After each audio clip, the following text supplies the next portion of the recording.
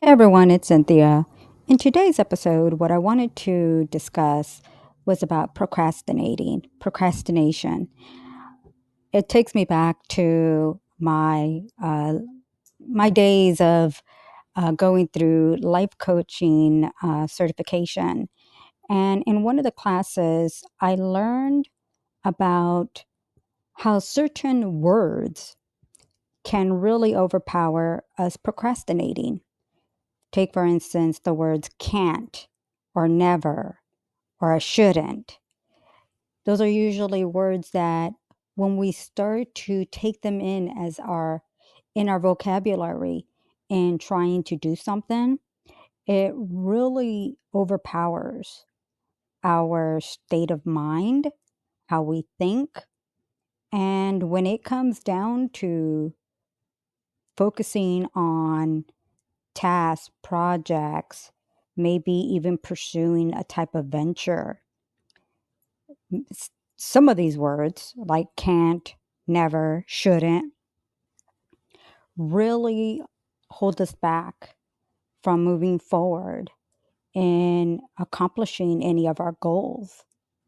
So, what I want to do for this episode is to discuss really how to avoid procrastinating. So, let's begin. And what I would first want to describe about what makes us want to procrastinate. Now, the first easiest thing we can easily think of is laziness. If you have kids, I'm pretty sure you've dealt with it many times. You give them a task or a chore to take care of, and it doesn't then take them that long to procrastinate, whether they fall asleep, they get into their games, they do other things. They make time for that, but the task or the chore, something as simple as throwing out the trash, suddenly drags out throughout the day. And obviously, we call that procrastinating. So, one of the things that I kind of discovered is that I'll use that as an example. The kid that is dragging things out just to simply throw the trash. Sometimes I even do that, and I'm not a kid, I'm an adult. And a lot of times, when we are putting other things as a priority, even though we think, hey, something as simple as throwing the trash probably could be done in a minute. But why something as simple as that do we procrastinate it? Our priorities really take over. What do we see as a bigger priority? Sometimes texting a friend is a bigger priority than throwing the trash. And those are moments where when you have to kind of look at the bigger picture of not just, you, me, a kid ignoring to do a simple task, but more about how is it that we make time for certain things to become that priority. We have the energy for it, we have the time for it, but taking out the trash doesn't give us anything in return. It is a task that you need to do, because if not, having garbage, having um, old food or crumbs in a trash can is going to attract bugs. It's going to attract other things, smells, you name it. So eventually we have to deal with it. No different than laundry. We have to take care of it. Laundry is not going to clean itself. Your clothes aren't going to wash themselves. It's not nowadays how we have these vacuum floor vacuums that you press a button, it's going to clean your floor. Well, unfortunately, for a lot of things, they haven't invented that yet. So you have to do it yourself. So we start to look at what is not becoming a priority for us, that it's easy to ignore it. And that is the same process for when we are pursuing certain goals. And certain goals, we actually start to make excuses why there's not time right now for it. I just don't have time because I have a full time job. I just don't have time because I have a family. I got to pay the bills. I got to take care of other things first. Then I'll make that the next priority. I'll eventually have time and I'm going to put 100% of my time into it. But first, let me take care of all this first. Same concept that we do with other things. So the goal is, how do we make it into a priority? One of the things that I learned, and I try to teach this to other people, especially clients that come to me and they just want to get some kind of motivation to push themselves. I would say just dedicate a little time every day. What you're going to discover is that process of habit. From right now, where the habit isn't there, so it's no different than when you want to start an exercise program. And at first, you kind of delay it. Then after a while, you're like, no, I have to do it. Then eventually you start to do it. Well, what happens? You start getting into a routine, and that routine becomes consistent, almost to the point where then that becomes a priority. And other things, maybe they end up being on hold. They, you avoid them, or you start to focus on putting it into your schedule. The same concept is what you want to do. So the first step that I would say to focus on is visualize time.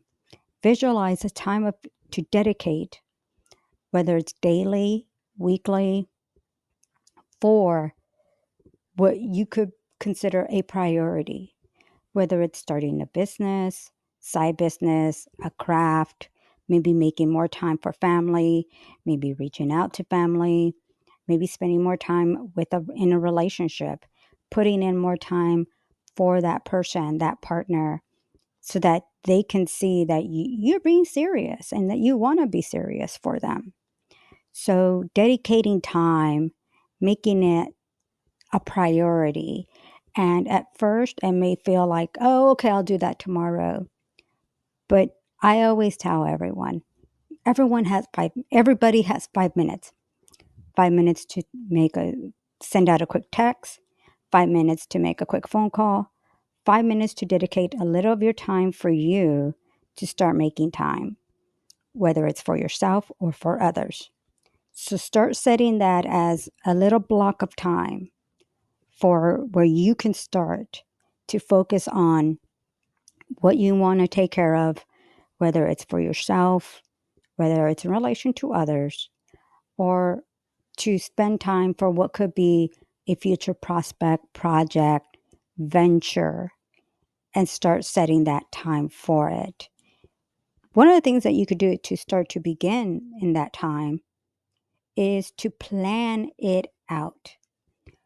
Now, later on, I'm going to be having um, what I call lessons. And these lessons are going to relate to really us putting in to create and to craft what I would say it could be easily building a stronger future, a stronger motivation for yourself. And this will, one of the lessons, and these are lessons that I had created over 10 years ago, but in these lessons, the first thing is setting goals. So let's say maybe, for instance, you want to begin with setting goals. So you dedicate a little time in this whole time of, in this plan and dedication of making time for you to learn to not procrastinate, is setting a block of time to set goals. Write them down, log them down. Just don't leave them in your mind, because when you have things in your mind, it's scattered, it's all over the place. And again, you're going to find yourself procrastinating. Write it down. What are you looking to accomplish? Is it a certain business? Is it a certain goal? Is it a certain priority in your life? Write it down. Then the next step would be to write out a block of time. So in this next step, your goal is to make a block of time for either what you're setting out for your goals, what you're setting out to spending time with family or for yourself. And you want to start taking action by making that happen and just incorporate it in a schedule, in a routine. Like I said, whether you're doing it on a daily basis, on a weekly basis, if you are, working Monday through Friday and you only have weekends, try to incorporate something on your weekends so that it becomes a weekly routine and it's in your schedule. And one of the things that I would highly, highly recommend is that in this process that you are really being honest with yourself in what you can really offer. So I'm going to use the example of starting something on the side, a side business, a side venture. Let's say you're going to do it from home. Let's say you make a discovery or someone else tells you of a side business, side venture that you could do yourself. But it's obviously going to take a little time to invest into this venture, whether you have to get some products, whether you have to uh, craft or create part of this product that for you to put it out there. Maybe you want to start a podcast. So you have to look into what you need to do to get the podcast going. So then you want to be honest with yourself in what you can do at this time. So let's say then you start to go, okay, I want to do this. I want to start this little venture, maybe start a YouTube channel, a podcast, maybe start selling little products, jewelry, um, maybe go to a farmer's market and I'm really good at crafting bracelets and I'm going to go sell them. Be honest with yourself about how much time can you dedicate on a weekly, daily basis for it. And there's nothing wrong. Here's the one thing to take in. It is okay to be honest with yourself that you can only dedicate a certain amount of time and that it's not 5 hours a day or 5 hours a week, that maybe it's only 1 hour a day once a week, but you're going to make that time for it. And it's okay. It's okay to not sound like you're not dedicated to it. You can make some time, but you don't have the 4 or 5 hours for it. But you have a little time. And like I said, maybe it's because you have a family, you have a full-time job, maybe you have two full-time jobs. Maybe you have to take care of a parent or um, do other priorities out there that take up a lot of your time, but you want to make time for this. You want to start setting up some time to do this. So it is okay that you don't have a lot of time, but you know you can make some time. So that's another thing to then take in. How much time could I really give? And like I said, it is okay that it's not a lot of time. So then the next step is really going to be about what else can you do to add in steps to make this the next, to take the next action for it. So, like I said, maybe it's a little craft, maybe it's a YouTube channel, social channel, maybe starting to build a social following because it relates to a business or side income, making more time for family. So then the next step is going to be what action can I take? Because in procrastination, a lot of times it's the action that gets us to not move forward. So the action is going to be, what do I physically need to do to get it moving forward? So let's say, for instance, you decide, I'm going to start a little venture here. Maybe it's crafting a product. maybe it's selling some items. Start doing the research. Start putting, going to the store to get some of these items. Sometimes you don't even have to go to a store. You can buy things wholesale. Now, um, I have dealt with selling things, buying things from wholesale. Some places you can buy them like off of some websites. Other times, many times, you have to get a reseller's license depending on your state. So of course you have to fill out paperwork. You have to file it.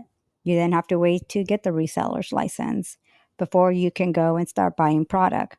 There's other times where doing some driving around, going to some local thrift shops, craft shops, where you could get some really good deals on certain things. And so you don't need to get a reseller's license because maybe the store sells it at such a great bargain that you're getting a good deal, probably maybe even a better deal than if you did reselling a product. So then let's say, for instance, you then have to take those actions. I know a couple people that in their area, they were doing some floral arrangements. And in some of the nurseries, these are not the big nurseries. These are little side, a farmer selling some of their flowers. And of course, these farmers, they're not going to hang out in the big nurseries. They're going to hang out in like farmers markets, festivals, where and then that's the beginning of really getting to know, hey, there's a great source here that could give me some great products at a really great price. And I just need to maybe go check out their farm, go back to their local shop where I could buy much more product. And I know a couple people that have done that where they've gotten some really good bargains, or I don't know if I would use the word bargains, but really good deals, really great deals on products like flowers and uh, buying these kinds of items, plants, where they got really, really great deals. And so they ended up saving money that way. And then to turn around and obviously craft a product and then turn around and sell it in farmers markets and festivals and so forth. So that's just like an example that I'm just saying. But whether it's an item, something like that, whether it's starting a, you know, podcast, YouTube channel. Yes, it's easy to say, okay, I'm going to go online, sign up to one of the websites, and then I'm going to get it going. Let's say, you get a little microphone, maybe it's a little video camera, and you just begin, and a lot of times, even something as simple as that, it is probably the first step that can really hold you back because then you're going to start analyzing. And when you start analyzing, you start procrastinating, whether it's, oh no, okay, well, maybe I'll just practice on it. Maybe I'll buy some products and I'll just take a chance and see maybe if any of the family thinks that I did something, put together something great, or if it's not even worth it. I'm going to see if maybe what others say about it, if they think it looks nice, or if it's even worth my time. Certain things like that could be great because sometimes it is great to get an opinion from others. The only problem with that is, again, procrastination, because then we start to deal with others who are going to be critiquing. There's positive criticism because it'll make you stronger, but there could be negative criticism where it can hold you back. Now, I'll discuss that in a second regarding being, the support system. By taking small steps and taking these steps that create this action for you to get things moving forward, you'll start to discover that whether the good, the bad, the great, the negative, it makes you curious, and it's going to make you curious enough to see what else can I do, whether it's on a positive or negative. If this didn't look great or something didn't come out how I thought, well, what else can I do to try again? You're going to find yourself being curious to try again, to do something again, to work on something again, because there's going to be this part of you that will feel, even if something didn't look exactly what I wanted it to look or to come out, what there's got to be more to all of it. And many times it's going to be because either you've seen other people with their own results, and if you didn't get the same type of result right at the beginning, it's going to make you curious to see, well, what else do I need to do to see, could I get their type of results, or could I get a better result from what I've been putting together? And what else can I accomplish myself? So I want you to take the understanding that sometimes you're going to have these moments of feeling anxious because there could be maybe a bit of insecurity, a bit of fear, a bit of feeling frustrated, and it could easily make you feel like you want to give up. Just as much as you have curiosity, there's this other part at the same time that's going to kick in, that's going to make you want to feel a feeling of wanting to give up. But from everything that I keep getting for you, I feel that there is great opportunity where you're not going to give up. If anything, you're going to procrastinate, you're going to put it off to a side. And this could be maybe because you're going to be thinking, I need to refigure, re examine what I didn't do right and what I need to correct. And then I need to do it again. And that's fine. And that is fine. It is okay to reevaluate. If, like the saying goes, if at first you don't succeed, try again.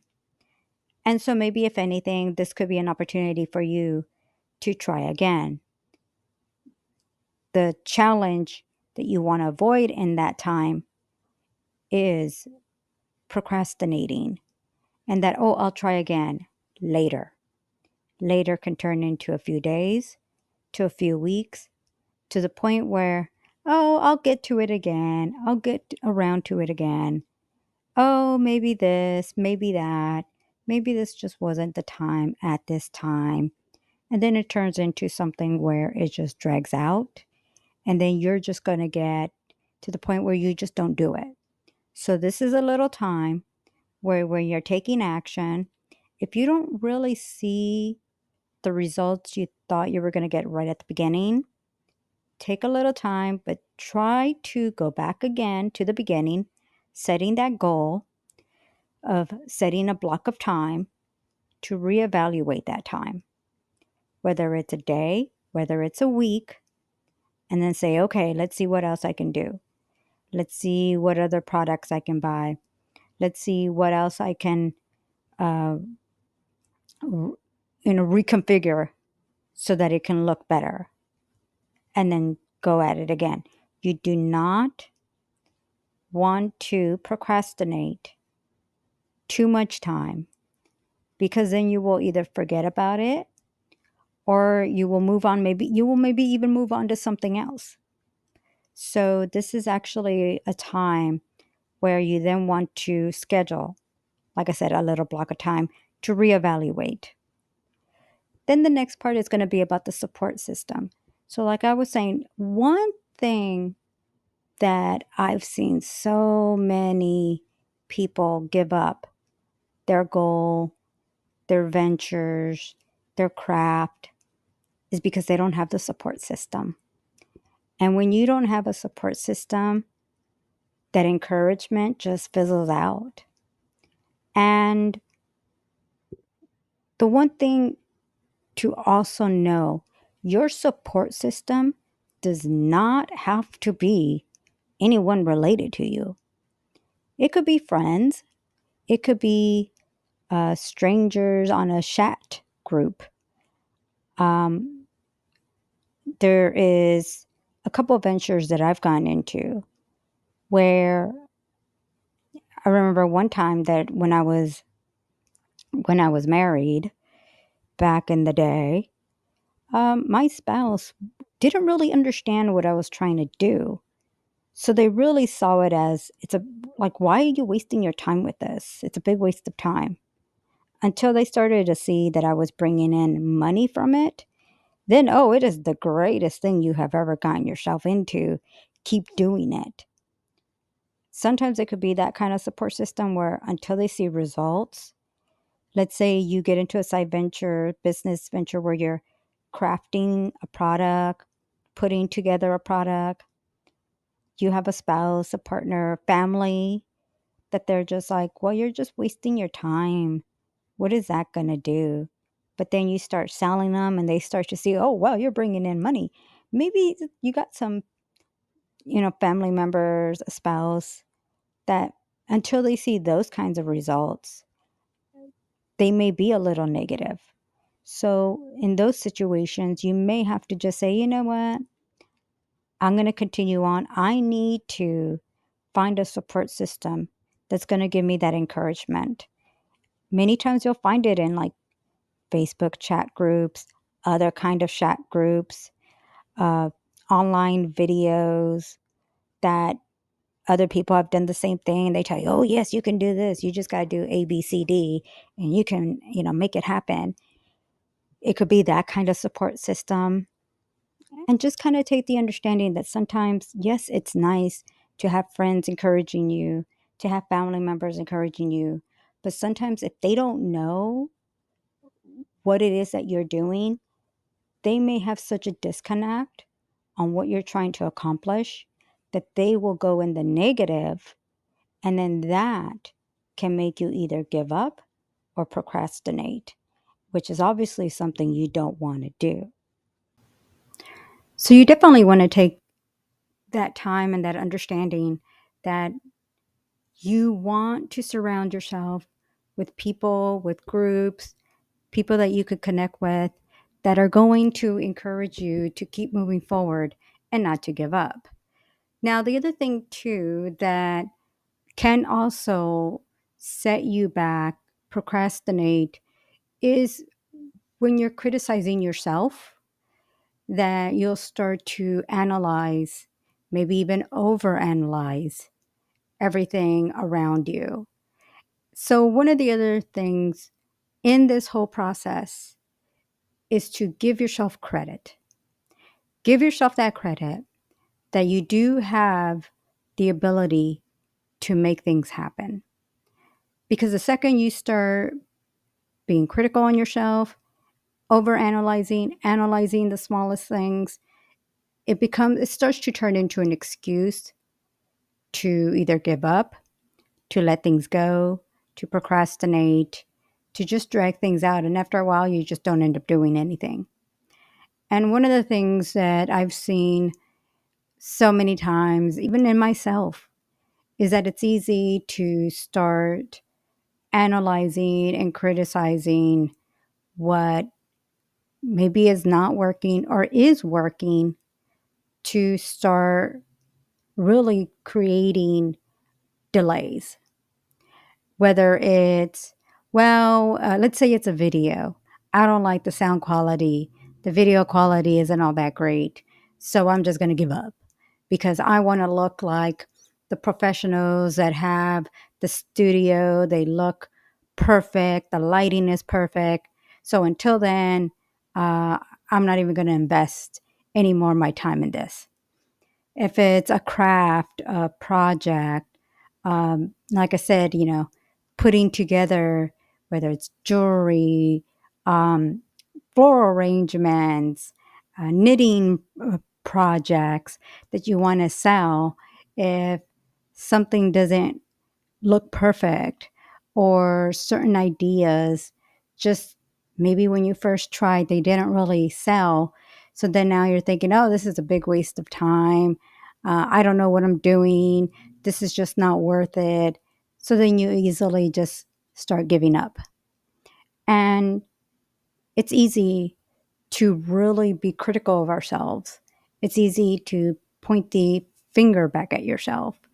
And after a while, all that ends up turning into is, like I said, delays, procrastination, excuses. And then what happens? Give up, you move on, or you say, I don't have time. This was a big waste of time. And then that's the end of that. There's nothing wrong in really looking at things more in the form of, okay, it's okay to be a little critical on yourself. It sometimes it could easily be a motivation to say, okay, you know what, maybe this wasn't perfect. What do I need to do to tweak things? Just like I discussed earlier about reevaluating. All right, that's fine. But when it turns into such a negative to where you let that hold you back and you let it, it's like your own state of mind, your own words are the same thing that sets you back. And part of procrastinating is just looking for any little thing to create those delays and excuses to say why this is not going to work. Especially if it's a situation that maybe could make you some money. It may not make you thousands of dollars. Maybe for you, it's only making you hundreds of dollars. And the criticism then becomes, why is everybody else making the thousands and I'm only making the hundreds? This is a waste of time. Then it starts to become a situation where you don't look at the bigger picture. You just look at the instant quick result. What am I not seeing at this particular moment? And avoiding maybe the possibility of maybe I need to give things a little bit more time. And in that giving it time, it gives me opportunity to see what else could I be doing to build more of that income and that stability and that security.